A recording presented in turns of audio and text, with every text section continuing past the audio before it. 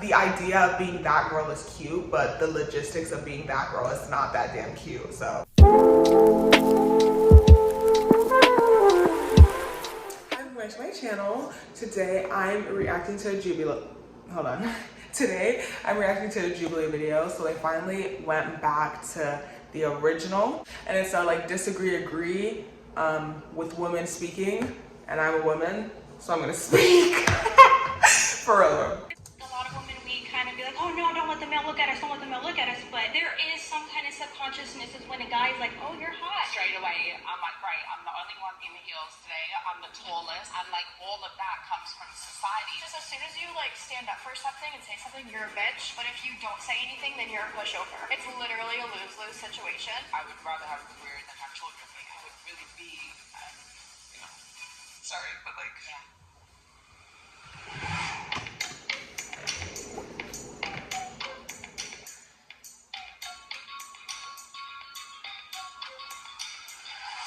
Women can have it all: career, family, and personal balance.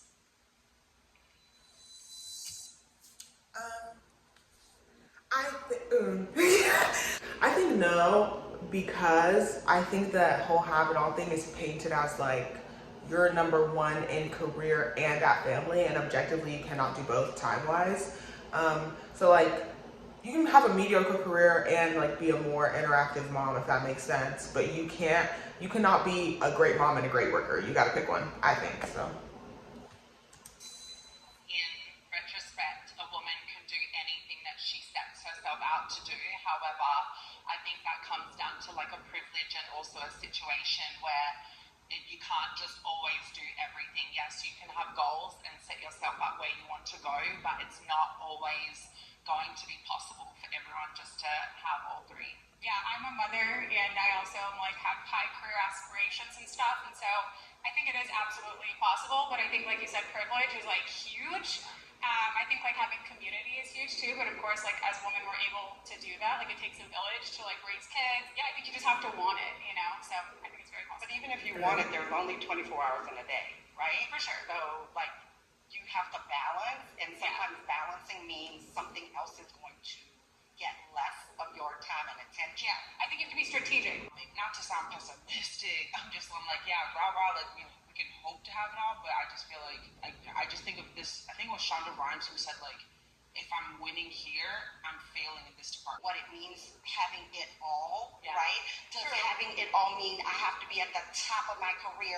I have to be submitting, 50 hours a week? Because for me, when I was doing that, I wasn't happy and I wasn't mothering the way that I wanted to mother. And so I believe I achieved having it all. It just wasn't, it didn't look like what I thought it was going to look like. Compare myself to other women.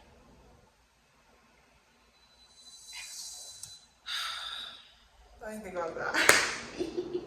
Okay, do you want the truth? Do you want the truth? The truth is that, yes, I don't do it as much anymore. I know I used to do it like a lot more in the past. I try not to. I try to stay out the way, you know what I mean? But seriously, I try not to, because you don't know people and you don't know how they are living whatever life you think that you envy. Like, you don't know how they got to that place, or how happy or how happy or unhappy they are in that position. So I really try not to do it as much, and I don't, but every once in a while, okay, it's gonna happen.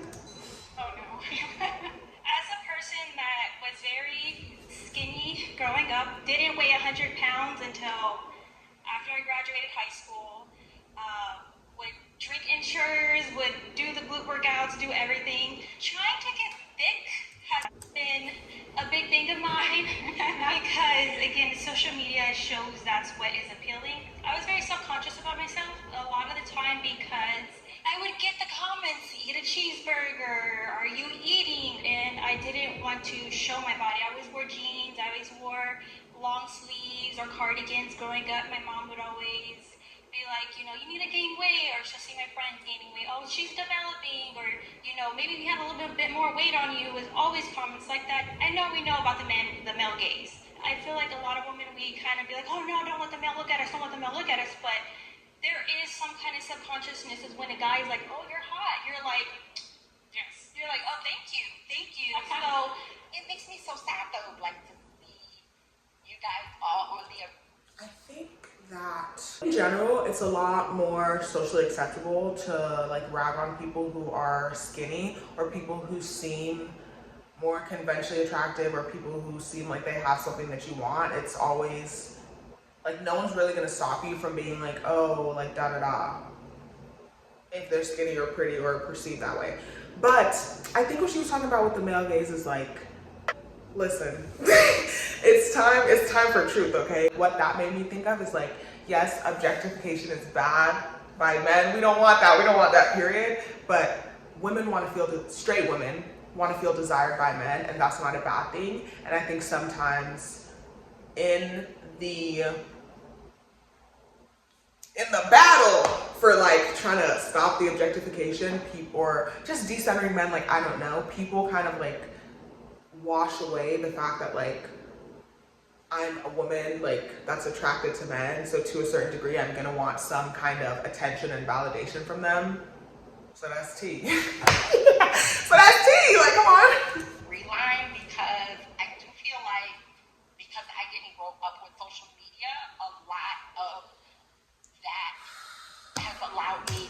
Seriously. I'm gonna let her finish, but wow, like the gratitude that I have knowing that I at least didn't grow up with social media like as intense as it is now, thank you.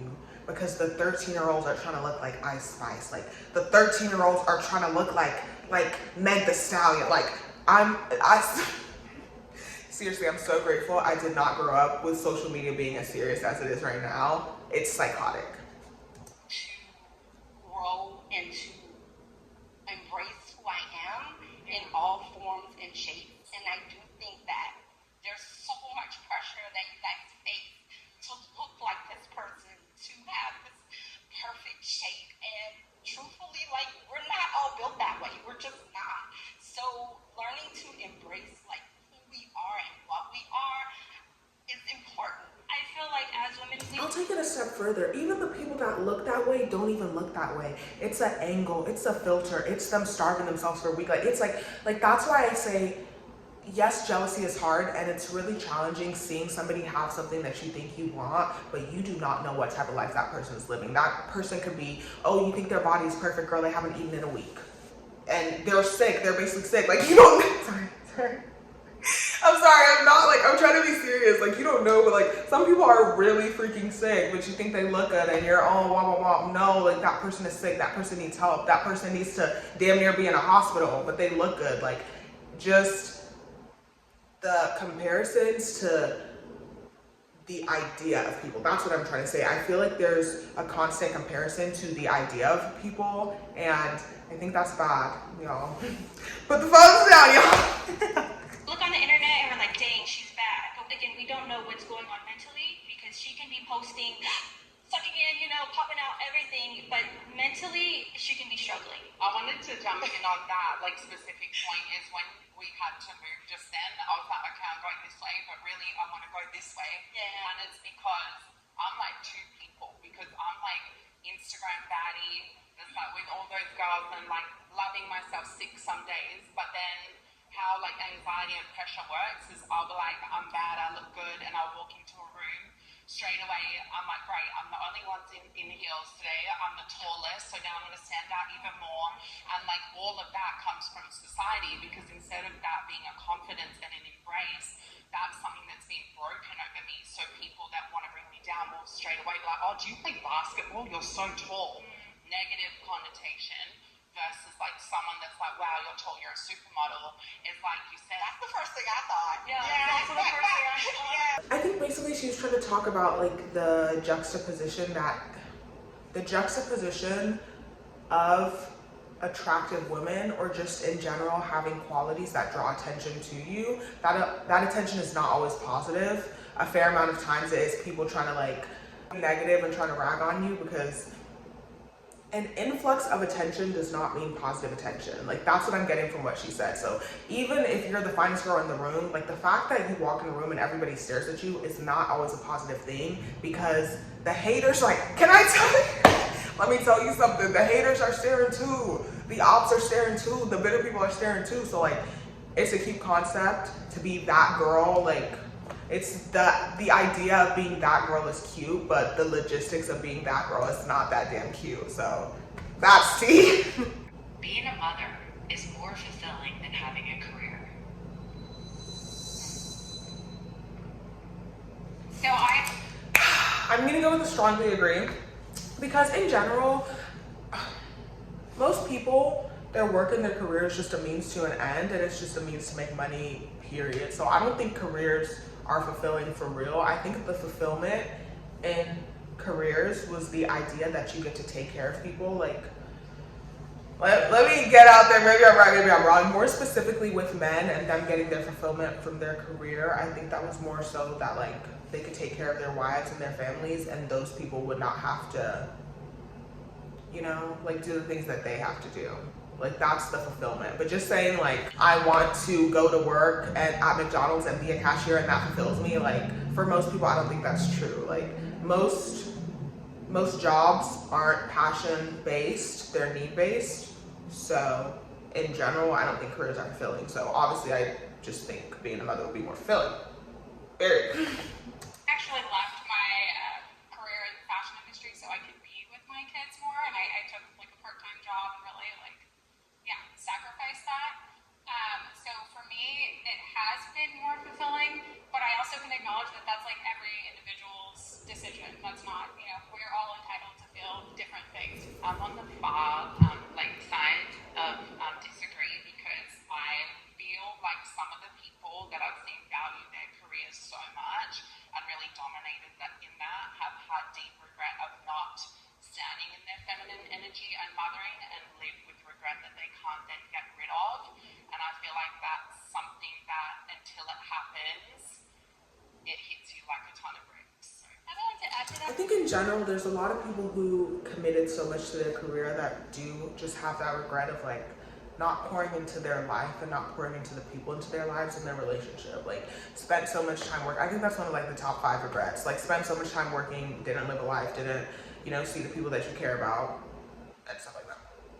Yeah, because I think it's more so like we look at the grass is greener on the other side. Your kids are your kids. Even if you adopt them, even if you surrogate, whatever you do, but they're your kid, and you're like, I guess you have something to show that you were putting your work into and putting your time into, and it's a person, it's a soul, it's a mushy brain that you're creating to be a person. Can I kind of like pinpoint something you said a little bit? Like, you were saying like, oh, like you kind of can see this result of like a person, of like a brain, but can you also see that result in like what you've done in your career, the impact that you've made on others in the world that aren't your kid? Like, you know, No, yeah, I totally agree. Because again, got my bachelor's degree, very happy about my piece of paper that I have, the bachelor's degree, you know. But again, it's the sense of like, this is a being, and I feel like a being and a soul is much more than a piece of paper. So I did somewhat disagree, because I think they're apples and oranges at a certain point, right? There are things that once you have a child, you cannot control. You can mold and shape this being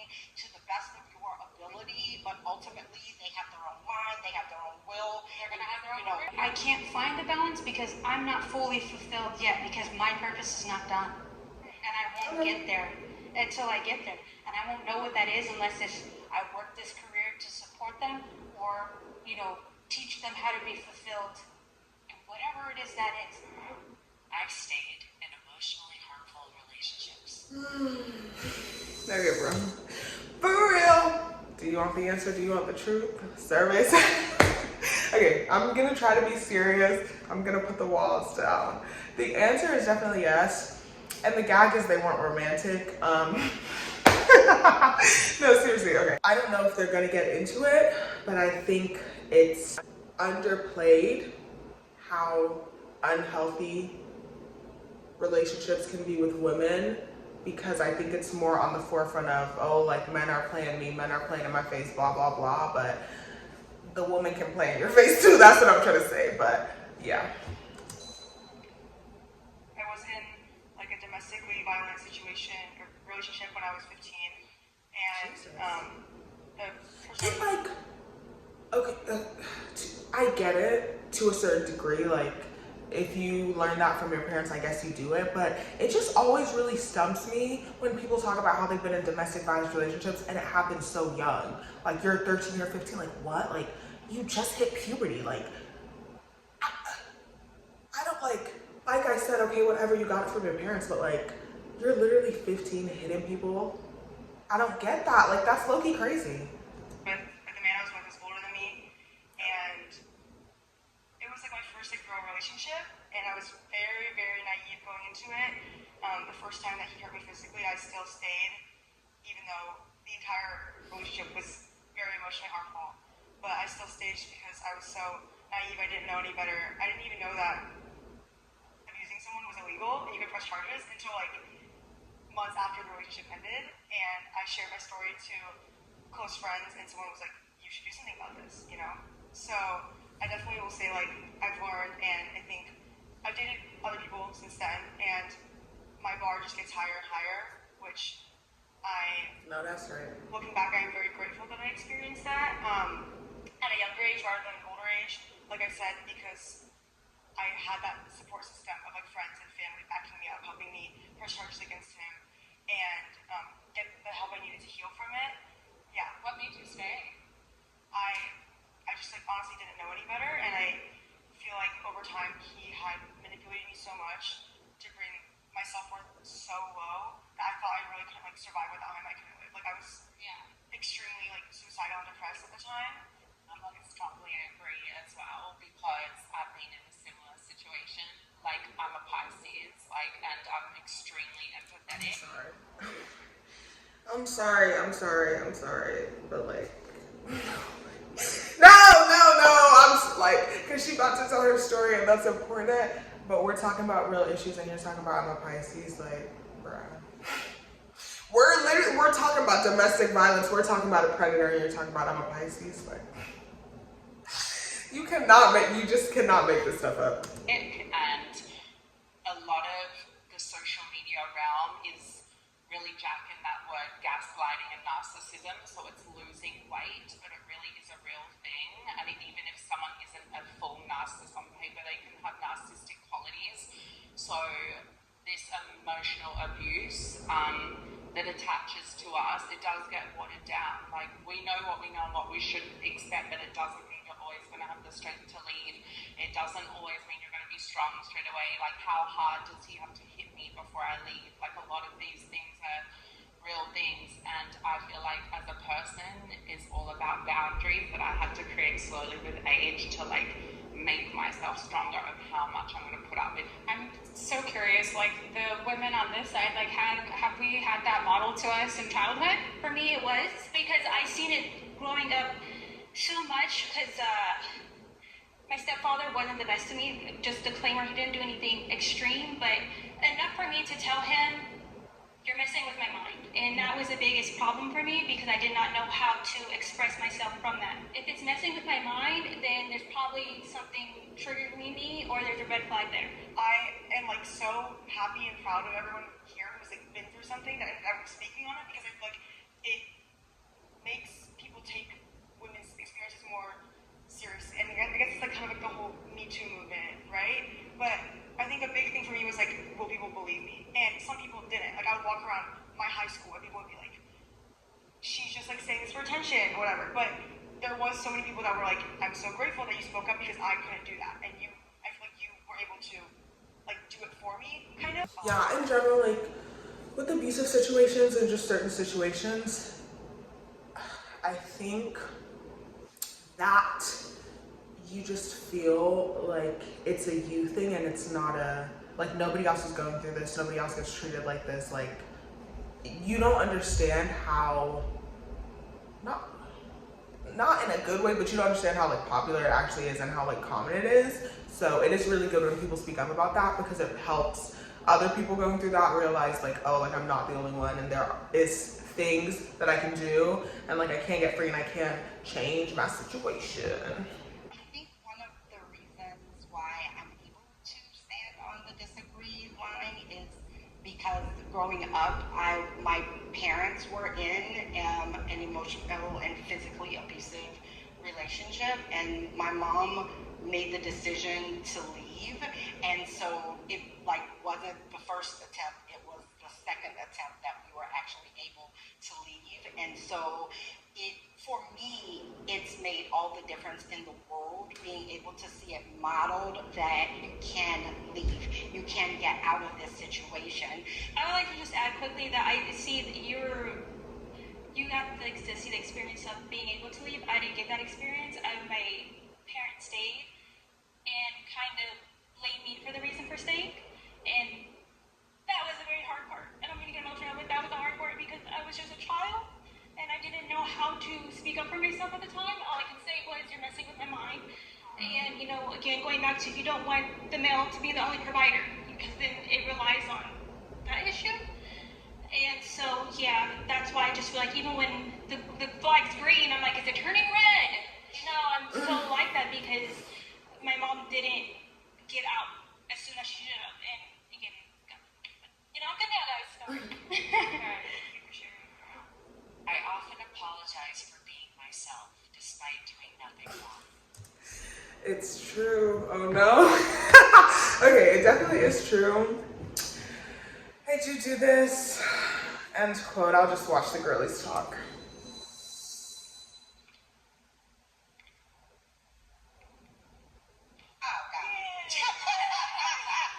Happening right now. So I never assume that people know this about me when they meet me because, you know, we live in a world where everyone's different, but I am trans, I'm transgender, and I'm post-op trans, which means I had my full surgery at a very young age.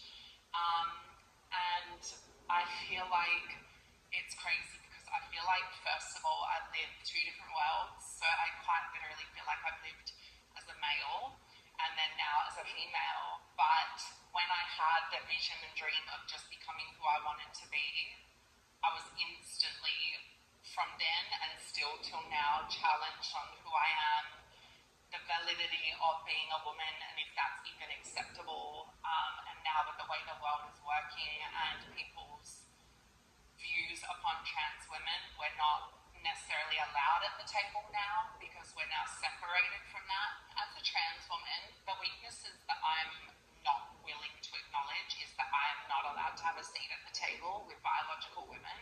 I refuse that statement, and I think that it comes from a hateful, weaponized place. At the end of the day, as many struggles as I've had, I love who I am, I'm strong, and being trans is not a weakness, and I deserve to be here. Every day, waking up and going into society, even though I am what they call passable in the community, is still like the most incredible amount of strength that one human would have to have. And I just feel like if you can be like the best ally you can be for us, is literally sometimes like splitting a hair of like saving a life and actually being there for us. Because our days get really dark sometimes, and it's also okay to not be okay, but just like reach out to people when you're not feeling it, and that's okay too. And you all inspire me today, listening and like even answering questions about being a mother. I'm never going to be able to do that. Like, I can't birth children, so that's something I've had to deal with. But that's why like my dog and my boring children means so much to me, because that's my purpose on this earth, and that's something I can do that's special, and also be an incredible auntie. And there's so much power in all of that. But as like biological women, like I have so much respect for all of y'all and the journey, and like trans women really are inspired by women, like for real. So yeah, women inspire. Good. For me, like, first of all, objectively, if you're mean to people, if you're bad to people, if you're hateful, spiteful, like, you just need to pack it up. In general, I think you need to pack it up. Girl, trans, like whatever, like if you're cruel to people, I think that's an issue and I think that's bad. I just think objectively, trans women and biological women have different issues, and that's the only debate that I would have for the whole like seat at the table thing. Like, trans women aren't going to be able to speak to every issue a biological woman faces, and also like I feel like trans women have their own set of issues that biological women can't speak to, so it doesn't necessarily make sense to merge the two when it comes to speaking on issues, because I can't speak for a trans person and their experience the same way a trans person can't speak for me and my experience. And yeah, like, you know, but there's no issue with bridging the gap, girl. But I just think people should speak for their experience. That's what I think. Heavy on that. I do want to segue off of what she's saying because I'm clearly not a traditional woman and I look like absolutely none of you. Okay, and I think that's very clear. And the women in the LGBTQIA community who even remotely look like me do have to apologize a lot just for existing. But I feel comfortable wearing this. I feel comfortable wearing these clothes because I feel like they fit my body shape. I'm not built traditionally like we were talking about earlier, what a woman should look like. But when it comes down to it, at the end of the day, I don't know if you can hear, but my neighbors upstairs are being obnoxious. Yeah. I don't have biological children either, but I have children. And the thing is I can't have children, even if I wanted to, because I had cancer when I was 18. Jesus. So all of this got all messed up and stuff, and that's okay. That's fine. I've made my peace with it. But I hope you find you're happy. You know, I hope you get your happy, and you don't have to give somebody else something to make yourself. I believe some of this does come with age, but also I had a really amazing mom who is no longer with us. So now I get emotional, right? But who really taught me to stand in like who I am. That there is no like, if you want to wear jeans and a flannel shirt, you can. If you want to wear a dress and heels, you can. Not that I didn't face traditional pressure, but I always had inside of me that thing that said, but no, I'm supposed to just be me. Yeah, that's so beautiful. Seriously, that's so beautiful. And I feel like that's the biggest marker and definer of like how easy it is gonna be for you to actually be yourself. It's not to say that if you don't have that support, you're never gonna get there, but the people who do have that support start off at such an advantage that the people who don't have that support really, really have to make it up. And obviously it only gets emphasized if you're a woman and you're dealing with sexism, like on top of that already foundation of like, you don't feel comfortable in yourself, you know? I don't know, at least I'm thinking of like our moms. First of all, so jealous. Your mother sounds like someone from a dream because like, wow, the way you talk about loving her and everything, I'm like, I literally just have images of my mother looking at me with like the most disgust in her face. But I'm standing here at the summer degree because I for sure have apologized for merely existing, which I did not decide. You know what I'm saying? I didn't decide that. But life breaking me open has pushed me to like this. I'm trying to get to that point of being like, I have to be my own mom, which sucks a lot of times. I'm not gonna lie, I'd be like self-pity sometimes, but I am trying to build that voice within myself of like, literally the only person who suffers from me not being myself is me. And the more I continue trying to like bend my back to make y'all comfortable when I'm sitting miserable, like my aura is going down, and we're not about to have that. Like it's 2025, we going up. Have you ever heard of motherhood wounds? I think it's called. Oh baby, they're deep with me. I feel like more light should be put onto that because I recently learned about that like a year or two ago about it. Because I was just like, me and my mom's relationship, me and my mom, and I feel like we do forget that the first woman to see is our mother, unless you're adopted X, Y, and Z. But it's that initial person. And again, if you're not filling your cup as a mom, your kids' cups are going to be like not as full as well. And again, as a woman, we want to be almighty. We can do it, and not even notice that our train is running out of fuel. And so I feel like if we were able to speak about mother wounds more, then it could calculate for us. Okay, where is this coming from? Maybe this is being triggered from this. Maybe this is that. And you can find a way to not think that way. For me, internally, it's hard for me to feel that celebration for myself because I am pretty hard on myself. Worse to the point where my therapist has to tell me, like, Severie, it's okay to give yourself a pat on the back. It's okay to tell yourself that you're doing good. I guess I don't think I felt truly celebrated because I had to do a lot of things with life and just make sure that everybody else felt special. I don't think I've had a moment where I've truly felt special in a long time. I'm really trying to pave the path now, like finding my own support system that will help celebrate me. I am slowly becoming like my own biggest like hype man, and I just keep asking, like, universe, like, bring in my soul tribe, bring in my family, like, not my biological family, because things are weird, but, like, family doesn't always have to be biological, you know, so, yeah, I'm staying optimistic, positive. I think that last little portion definitely touched on something that is so important. Okay, seriously. As women, I think it's super encouraged to be that nurturer and to pour into other people, but you know, just make sure you're pouring into yourself too. Yeah, that's all I got. Make yourself feel special today, this week, do something. But yeah, just in general, seriously, make yourself feel special. Like, don't forget that you are important too.